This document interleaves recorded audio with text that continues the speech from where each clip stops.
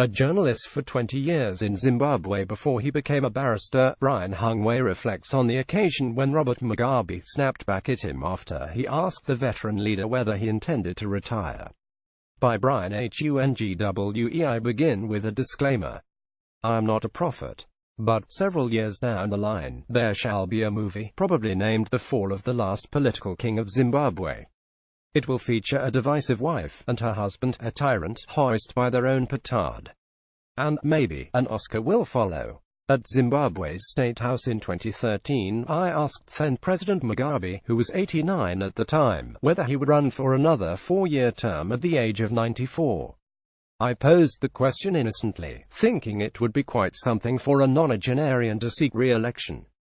Mugabe was not amused. "Why would you want to wish me dead?" he asked.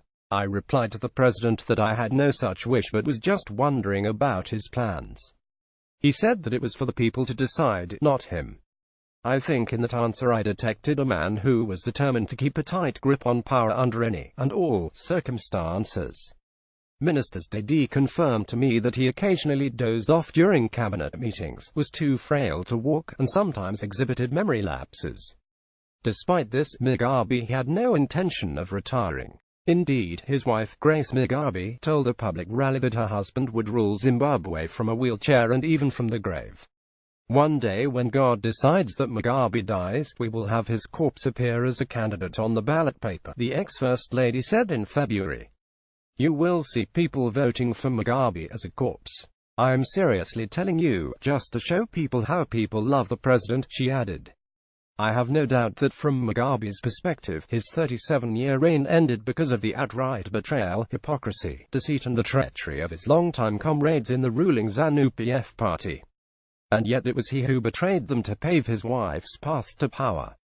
This included his deputy, Emmerson Mnangagwa, a loyal party cadre he knew from the War for Independence in the 1960s and 1970s, and the army chief, General Constantino Chiwenga, whom he wanted arrested and charged with treason after arriving from an official trip to China earlier this month. Events escalated after this. I attended a good number of Mugabe's political rallies in my 20-year career as a journalist. He had an aura of invincibility and his speeches, which were full of rhetoric, were delivered with sheer eloquence. Many liked, revered, and respected him. But he was also hated in equal measure.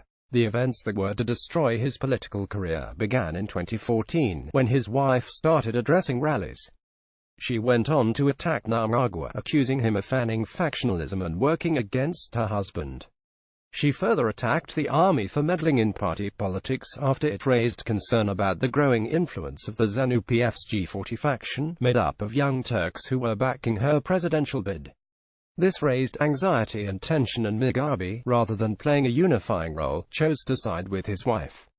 The army felt betrayed, as it became apparent that their commander-in-chief no longer had much trust in them. Things were clearly getting out of hand.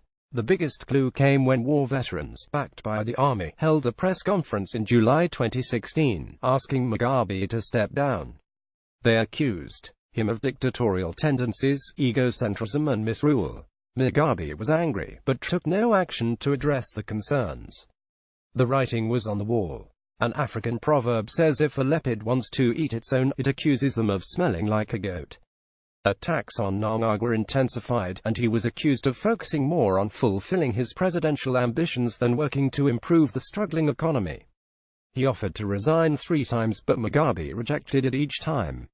Then on November 8, Mugabe took Mnangagwa's scalp, or so he thought, by firing him as vice president. Mugabe knew that the purge to clear the way for his wife would not be complete without arresting the army chief. His loyalists tried to detain Chiwenga soon after he returned from a trip in China, but they failed after the army became aware of the plan. The general then moved against the frail Mugabe, putting him under house arrest and launching an operation to target criminals around him. After holding out for more than a week, Mugabe resigned. His fate was sealed by the Liberation War comrades he had chosen to betray. The question that arises now is whether Mnangagwa will scrap the ruinous policies that turned Zimbabwe into a basket case. Can he rebuild the economy and create, as he promised, jobs? Let's wait and see. As for Mugabe, he is history. BBC.